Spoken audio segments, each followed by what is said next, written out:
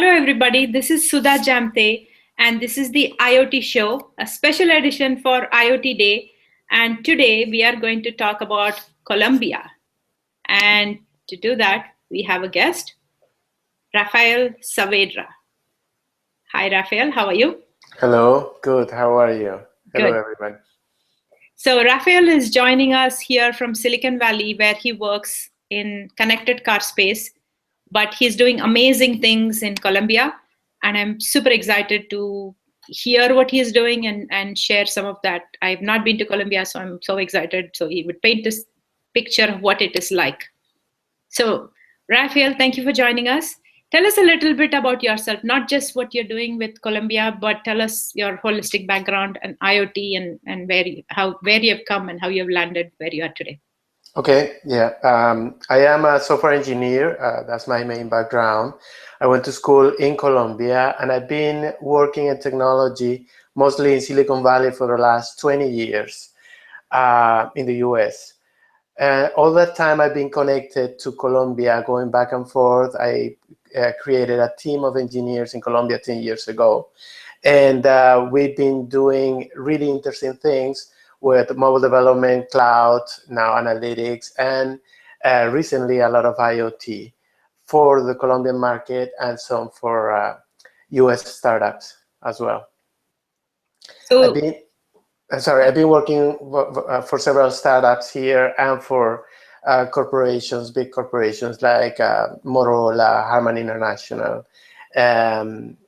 navigation, mobile, and now a lot of IoT connected and you're car. specifically in the connected car space, right? You're a CTO of a connected car company. Yeah, I'm a CTO of a connected car startup here in Silicon Valley. We're doing working on one of the new opportunities that the connected car brings, with the possibility of capturing information and knowing more about the market and what people need while they are in the car, improving the user experience. That's all I can say for now. I know startups are very secretive, so this topic is not going to be about connected car, though I would love to find out more, so we'll do that another day. Mm-hmm. So tell us about Colombia. For IoT Day, what we are doing is we are covering various different countries. And I was very intrigued when you said you had these projects with coffee and farming with IoT in Colombia.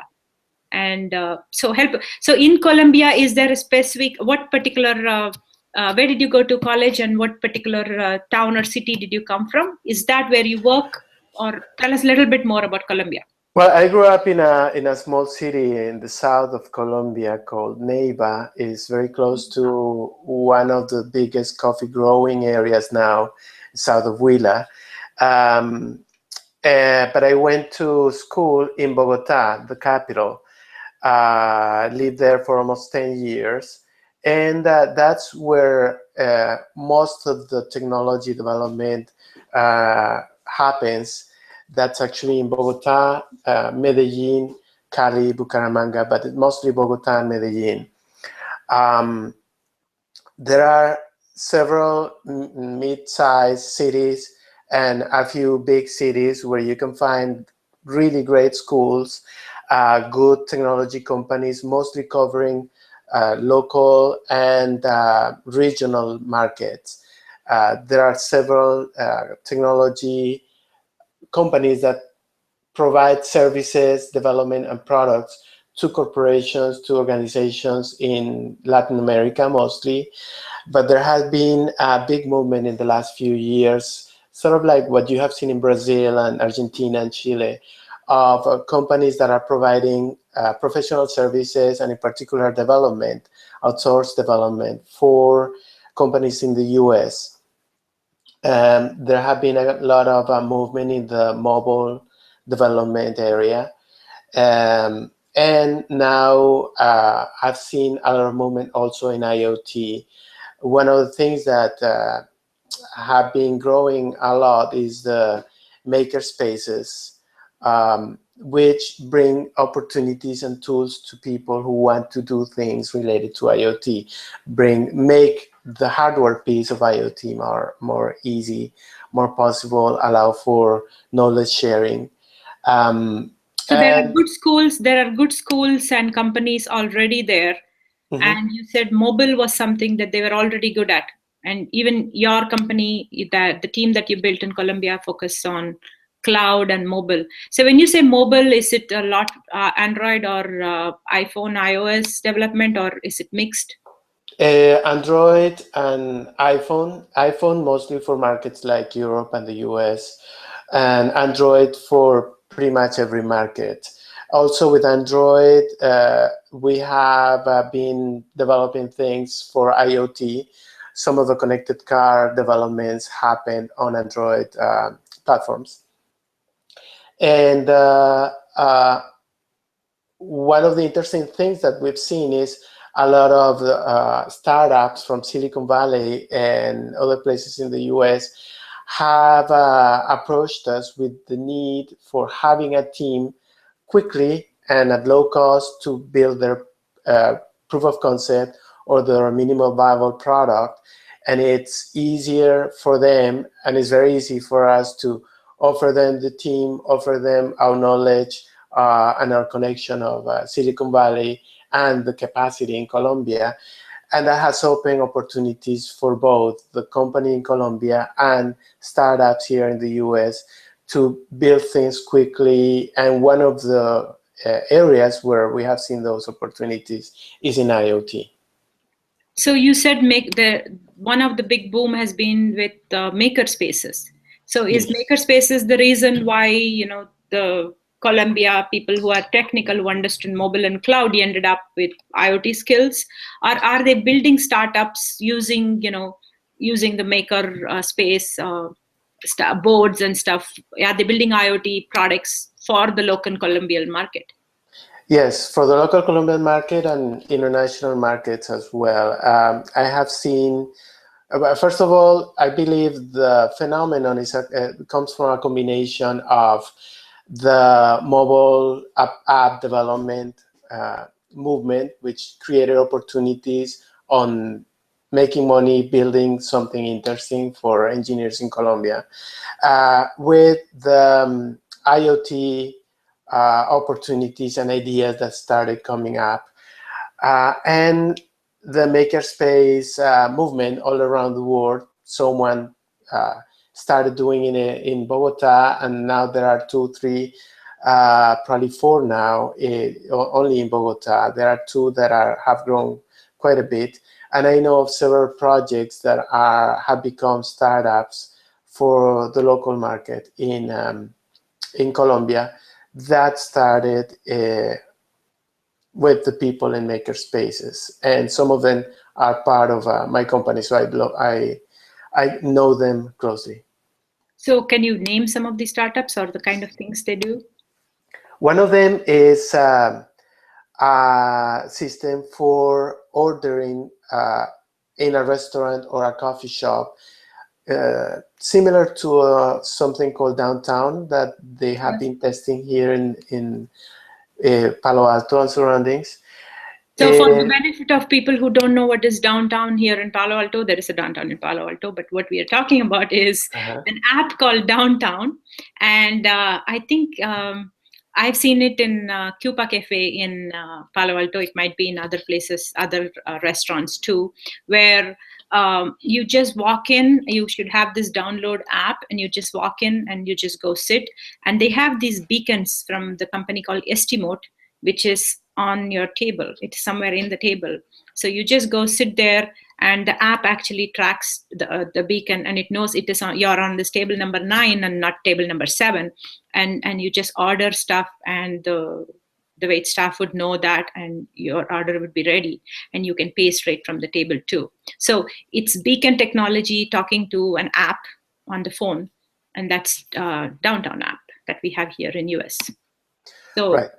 Is it the same thing? Do they have beacons and a mobile app? Or I've seen various variations of this where you can tap. In Boston, I've seen where there was this big Surface, the Microsoft Surface computer that they used, and you can tap and you can pay. That was being experimented a couple years back in Uno Pizzeria in Harvard Square.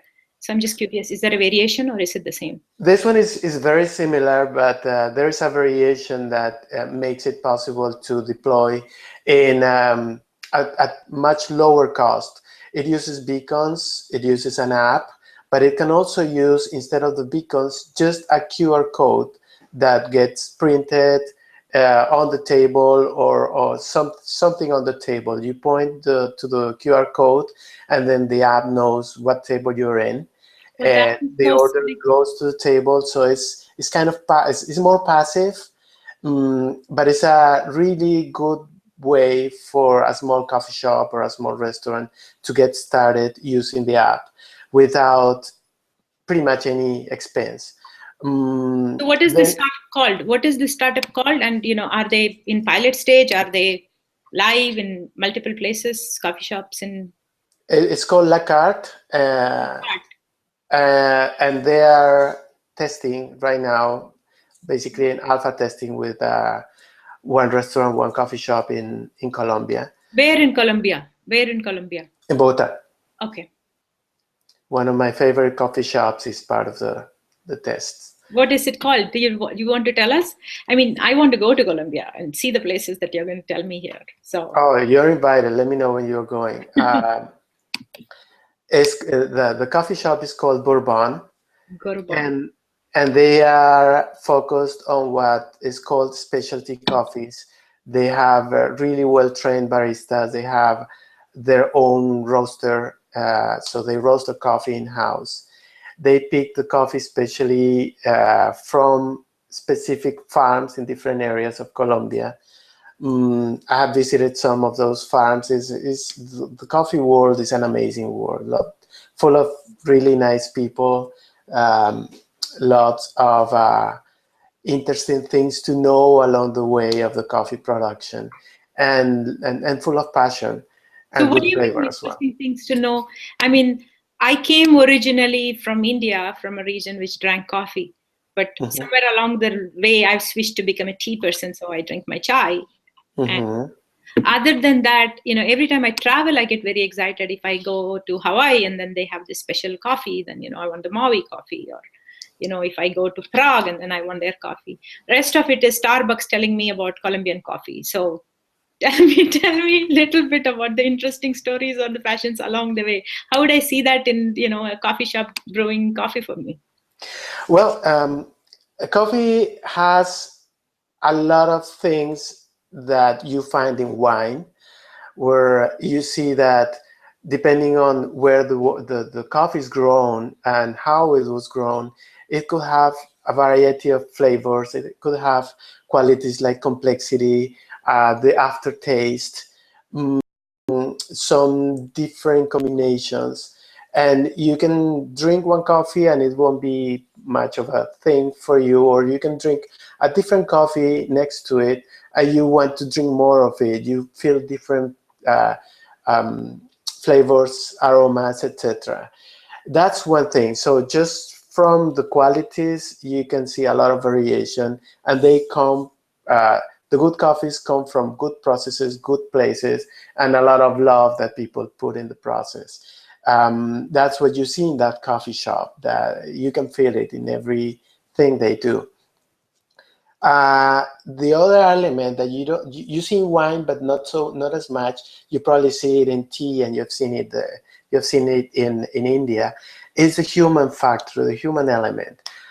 Most of the good coffees are still produced by small farmers who have a hard time every year making a living just by what the farm produces, and it's not only coffee, because coffee doesn't cut it.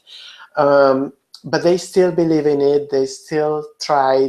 And now with the specialty coffee movement, they are finding that their coffee has something special that someone somewhere else in the world loves, and that gives them additional passion other than what they have seen as their own coffee tradition. You see a lot of that whenever you go visit the farms. They are proud of what they're doing. They are happy people that have to work really hard to make a living, And when you tell them what happens with their coffee in San Francisco, in Paris, in London, they get really excited and they just can't believe it. They feel they're part of a larger world. It's a whole different experience. And one of the things we're doing, back to technology and IoT, is we're trying to make that connection using technology, connecting the consumers of coffee with those producers, and adding IoT to make a measurable connection also with the quality and the attributes of the coffee you drink. So help me understand now. Let's zoom in on the farming and coffee production and how they use IoT. My worldview of IoT in farming is this whole precision farming.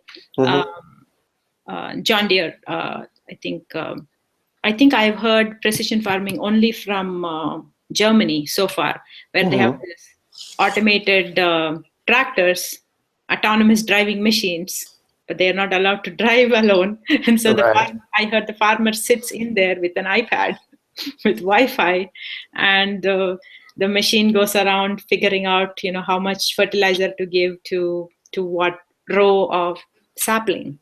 And it's amazing. And then they also measure like for water and sunlight and based on weather pattern and how quickly should they harvest or not and things like that. So is that standard, or I'm just taking one use case and applying somewhere else? So walk us through the whole thing, where IoT is used, and tell me your experience and tell me how big this is or how prevalent it is in Colombia farms. It's a different case. We are not talking of precision farming or a big scale farming. It's quite the opposite. Small farms, where what we are trying to do is get data points from the different farms and measuring things that are important for the attributes of the coffee, that could give feedback to the farmer on what can be happening with the ground. There could be measurements like humidity, acidity in the land, in the field, weather information from temperature, humidity, rain, the quantity and quality of the sunlight, etc. All those are factors for coffee, and depending on what happens with those, the farmer has to do different things. It's a more hands-on process. Then when the coffee is harvested... No, hold on. Help me understand this. So you're gathering a lot of data about the soil, right? The quality of the soil and the weather, right? Around the coffee that is growing. Right. You have one data set, right? What does the farmer do with this? How do you present this data? If it is a small farm, how small are we talking? And how do you present this data? I mean, I have a hard time. I'm a city girl, so it's very hard for me to visualize. The closest I've seen a farm is, in Sunnyvale here, opposite to my house. There's a farmer who still wants to be a farmer. So he grows corn at 5 o'clock. He's going around with his manual tractor and he grows corn year long. And then by winter, he shuts down. And then he has a little patch of veggies, which I also have in my backyard. And he grows that, right? There isn't anything. I cannot apply IoT and see him using IoT in there. And so tell me, you found all this information. So I can see you can stick in sensors, find the soil condition. You can have sensors in the farm and you can find out how much rain, how much humidity, how much sunlight. I get that. Now you have all this data sitting in some computer system, right? Yeah, the data. Yeah. It's a little more complex than that, because the farm is usually in a place where there's no easy connection. There's no internet connection. Fortunately, wireless coverage in Colombia is fairly good. So most farmers or their kids have access to a smartphone. So the sensor has to talk to the smartphone, and through the smartphone, a smartphone app that we're developing. So how does it talk? There's no connectivity yet. Is there Wi-Fi in the farm? We are using different approaches. Bluetooth and Wi-Fi are the two main ones. Okay. So when the farmer collects the data through using the smartphone app, the smartphone app sends the data to our system in the cloud. Okay. And now it is available for the farmer to get information and tips about what to do based on the specific conditions of the farm. But the data can also be used and combined in combination with information from other farmers in the region and from other regions in the country to have a full landscape of how what the coffee production looks like, So quality factors, and what to expect. And that's important information for coffee buyers, for roasters, etc. Okay, hold on for 1 minute. So there are all these sensors in the farm, Mm-hmm. and there are mobile phones that talk to the sensors, and the phone using the carrier network of the phone is what is going to send data to your cloud. And there are many such. So the farmer gets to see his or her own data in their own mobile app. And Yeah, but one farm data. Now you're saying you can get a collection of such data, right, because it's all going to the cloud. Mm-hmm. For the whole community of the farming community for a certain region. They are going to have similar weather, right? If it rained in one area, it's going to rain in nearby farms. And so the rain, the sunlight combination, at least there's going to be some common variables. Yeah, although not always so common. If you go to Colombia, you will see that you can drive 15 minutes and get to a completely different weather pattern. Oh, wow. Lots of mountains, sunlight patterns that are different, lots of green, big trees, small trees, and that That will also changes. affect the shade. Yeah. Mm-hmm. And shade is very important for coffee.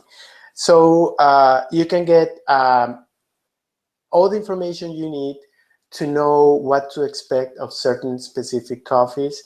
And that also helps even roasters make decisions on how to roast that coffee, depending on what to expect of the features of that coffee, or what coffee will have the features they want. Wow. So it's not just a system for the farmer. So the farmer might have to do something, looking at their own data, saying, oh, there is too much shade, I need to do something. I don't know what to do, right? They have the plants growing there. What's the action the farmer can take? Well, because the data will be collected by the farmer through an app. Yeah. That app has additional functionality to connect to the farmer and to talk to the farmer. The plan is to provide tips to the farmer and indications to the farmer.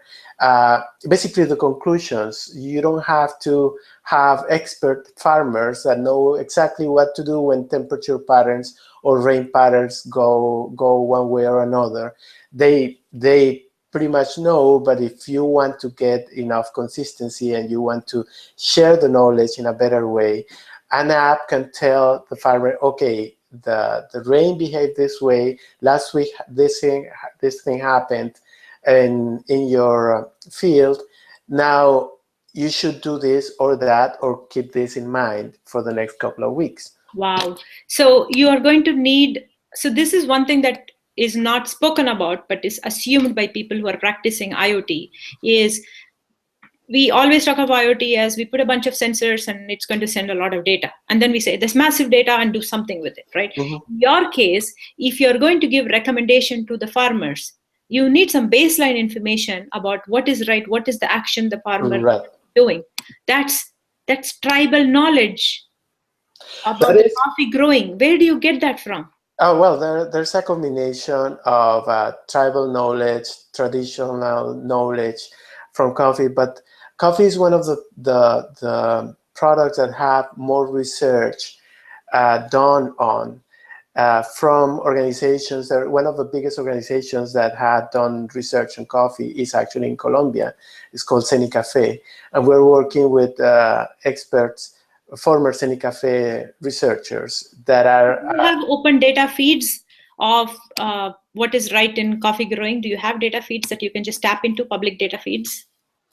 There are public data feeds from organizations like the Specialty Coffee Association of America. There's another association for Europe. They are merging. But we have a lot of knowledge from former researchers from Cinecafe and public data from Cinecafe and other organizations. So we're tapping into that. We're working closely with these experts. They are actually part of our team in Colombia, and they are the ones who go visit the farms and talk to the farmers. That helps us make those automatic decisions and generate that information for the farmer automatically based on the input data. We will be able in the future to do the same or something similar for buyers and roasters of coffee, giving them indicators based on the data that gets collected. And later on, even do projections based on current patterns and previous behaviors. But that the plan is. So you have sensors in the soil and sensors somewhere in the farm that talks to the mobile, to the farmer's mobile phone, and that's the connectivity they've got. This is not like the precision farmer of Germany sitting in a Wi-Fi field. This is something else, much more low-tech operation, but closer to the ground. And then this is all sent from the Wi-Fi, from the phone devices out to your cloud, and from the coffee cloud, from the CC, it is actually going to consolidate that information with other data feeds and provide recommendations on actions they should take. You also mentioned the barista. Sorry, you were going to say something? Yeah, I wanted to add that the vision is to get this all the way to the consumer. So the same way we generate information that is relevant to the farmer based on what we capture, we're also generating information that is relevant to the consumer in terms of the quality of the coffee. That's one of the things, but also capturing information about the farmer itself, what the field looks like. So it's not only specific quantitative data, but also pictures, even videos. We visit some of those farms regularly with drone, so we include flying camera videos, and we add them to the not as low tech. So other than the sensors and the phones of the farmers, there are flying drones capturing videos. It's unbelievable. Right. So we call for the consumer, we call that the story, the digital story of the coffee. Yeah. They can learn all the technical elements of that coffee, all the qualities, but they can also learn about the farmer, the family, their family, the people who pick the coffee, who harvest it, and what goes on along the way, how it is roasted, who roasted the coffee. It becomes a human connection that goes along with the product connection. That is our vision, and that's what. This is the passion part that you were talking about. Right, is giving a different sense of what otherwise would be just a product, something I consume every day, and I don't care much about it. So you also mentioned that you show this data to the baristas, and so based on the coffee, what condition it was grown in, they can decide how much to roast it. How do you make that? I mean, from a marketing sense, you go to the farmers, you're giving them a product that's going to help them, get better value from their produce, right? Baristas are in different parts of the world, and they're scattered, right? Along the, it's just a supply chain that's going to go meet them. How do you actually build a product that reaches the baristas and the coffee makers? Because that's like disrupting an industry which has many players in between. I mean, I don't know enough about coffee, but I'm guessing the average barista doesn't get to know the farmer or talk to the farmer ever. Right. They don't get to know them. Some roasters and baristas have never seen a coffee plant. Most people have never seen a coffee plant. They don't know where coffee grows, what it looks like. So we're trying to make that connection, and we're starting small, but with a big vision. I can give you some of the details on our strategy, but not all of that. However, what we have learned along the way and what we have tried so far is that that passion already exists, and just by making that connection, the human part and some of the technical part of that connection amplifies the passion and makes people react. People, I mean the baristas, the roasters, and even the coffee consumers.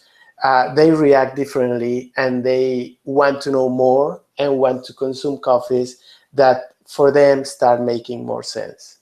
Because you're disintermediating something that has been like that for years with many, many different players. And you're adding a social element to it. So you're capturing the passion of the producer. It's just unbelievable. I never expected this out of this IoT conversation, so I'm blown away. One of the nice things about IoT is that you're connecting all the ends. You're connecting the tip of the fingers in one system to the tip of the fingers in the other end of the world where they get used. So from the basic origin of the prime matter to the place where the final product is consumed can be connected now. That is one way to see IoT, or one of the implications of IoT. So that allows us to think of lots of things, not just the technical elements, but also the human elements, the consumer experience elements, and the immense opportunities that will appear or become available at both ends.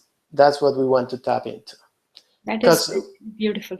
Right, because one thing I haven't talked about is all the economic implications of making that connection. Because now, just to give you an idea, the farmer right now produces the coffee and depends on the people who buy the coffee, who have always done that from them, and depend on the prices that they offer for the coffee, which depend on offer and demand, but also depend on a lot of manipulation. Now you can make the connection directly to the consumer and make the consumer show their interest by offering more or adding an extra value to the coffee, and that value goes all the way can make the trip all the way to the farmer. So now the farmer can have more market, can have more opportunities to get more value from their coffee, and lots of things can start happening that before were completely impossible. We've been talking about value from IoT. Yes, there is value, in so many different dimensions. We're always talking about how IoT is disrupting and creating value, but it is not really quantified usually. So given your experience of doing this at this granular level, can you help us understand the volume of data that you're dealing with? And when you say it is going to help them, they are stuck with a certain supply chain where there's a certain price set by the next buyer in the chain till the wholesaler and reaching the whole entire distribution chain to the customers. What is the tangible dollar amount that we are talking about, or what is the scale of? Is it helping them double their price? Is it helping them double their yield? Help me understand this, to understand the volume of data and the ROI of this deal, of this whole exercise. Where is it creating value? Regarding volume of data, it is still small because we are just starting. We're working with just a few farmers in Colombia from different regions. The potential for that volume. How small is small? When you say small, it is like how small? We're working with right now about 12 farmers. It's gonna be 20 very soon. For some of them, we're collecting data automatically. For some of them, it's a manual process. So it's just a few megabytes per month per farmer. When this scales to your vision, how much data are we talking from there? We're talking in coverage, in number of farmers, tens of thousands of farmers, and in amount of data per farm, it could go to from a few megabytes per month to several gigabytes per month, because the more we advance, the more granularity we'll get. And also, we're planning on capturing more data, both quantitative and qualitative data, to feed the automatic systems and also the consumer-facing content. So it takes a huge range, but right now, again, we're starting small. In terms of the effect, just getting a farmer to improve on the quality of their coffee and make that quality visible to a consumer or a roaster somewhere else in the world can make a coffee grow in value 2, 3, 4 times for that farmer. Four times in value, 4 times in the money that they would make. Or yeah. Do you also help increase their yield, because you're giving them guidance on, now this is the weather pattern and this is how you should improve? Obviously, you're getting started, you're in early stages, but if they have this data for one season, can they apply and optimize for the next season? Yeah, we're combining the data that we capture with also good practices, best practices that have also been modeled by these experts we're working with. And just by sharing the best practices and applying decisions based on the behavior of weather, soil, etc., we can get them to solve one problem that is a constant problem for them: consistency. They may not get more coffee, better yields, but their current yields will be all of good quality consistently, or at least they have more chances of that happening. Before, they had to sell at a lower price that coffee that didn't come out really well because they missed one step, or they did something wrong in the middle, or didn't take something into account. Now, with good practices and data, information about what's going on, they can get better quality all the time. And that is a big change for them. This is fantastic. This is amazing. I just love this story, and I love the whole IoT use case here. Do you want to add anything else about Colombia, about rest of Colombia? Because you gave us one startup story with the whole QR code app for the restaurant. And then right. That is one example. So we covered the startup that is doing helping ordering at restaurants and coffee shops. We talked about Trace.coffee, the startup, the idea of connecting coffee with IoT. There are there others? Are there, like, beyond your experience with coffee and what you've seen in this coffee shop, right? Help us understand the startup and IoT scene in Colombia. You said there is maker movement. Is there an active startup community trying out various things? Is there a certain industry that is doing, other than coffee? Are there other things? Are there manufacturing? What else is going on? Yeah, there's a lot of movement in the B2B area for IoT. A few examples. I have seen several attempts to do IoT for manufacturing in Colombia, mostly for the local market. And one good example, and not only for the manufacturing, for electric infrastructure.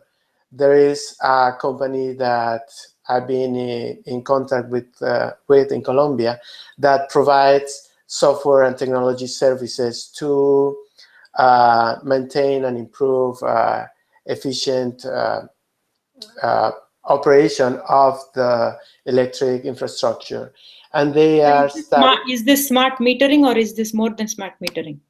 This is more for the distribution network, the grid, all the way to the houses.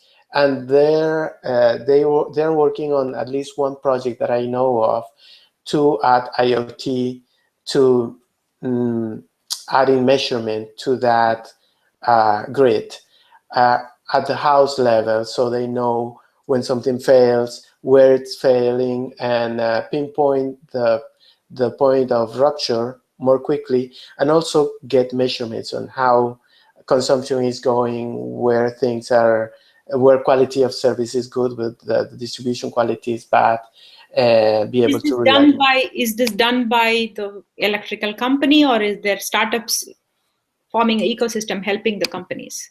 It is actually an internal project in a company that is a vendor of the grid system. Yeah.